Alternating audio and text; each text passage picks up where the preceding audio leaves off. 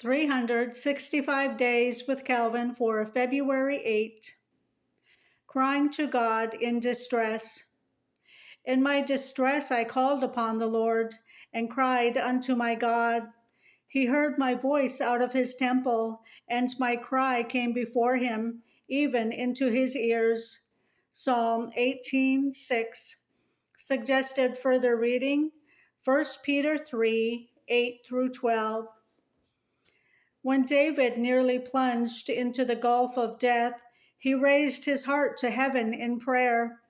Such an example of true faith is set before our eyes so that no calamities, however great and oppressive, may hinder us from praying.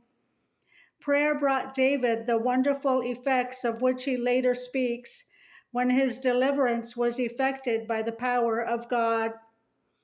In saying that he cried to the Lord, David stresses the ardor and earnestness of his affection for God in prayer. By calling God, my God, David separates himself from gross despisers of God or hypocrites who call upon the divine majesty in a confused manner in a time of tumultuous necessity, but who do not come to God familiarly with a pure heart, since they know nothing of his fatherly favor and goodness. So then, as we approach God in prayer, faith must go before to illumine the way and to fully persuade us that he is our Father. Then the gate opens, and we may converse freely with him, and he with us. By calling God his God and putting him on his side, David also intimates that God is opposed to David's enemies. This also shows us that the psalmist was motivated by true piety and the fear of God. The word temple that David uses here does not mean the earthly sanctuary of God.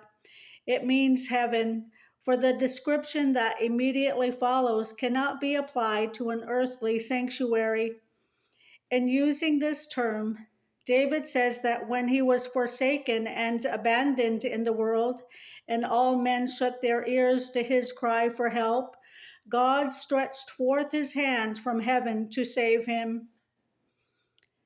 For meditation, it is hard to trust ears we cannot see, but as Calvin points out, faith illumines the way and persuades us that God hears our cries.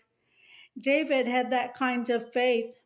In revealing how he cried out to God when he was in grave danger, the psalmist assures us that we too will find God's ears open to our prayers.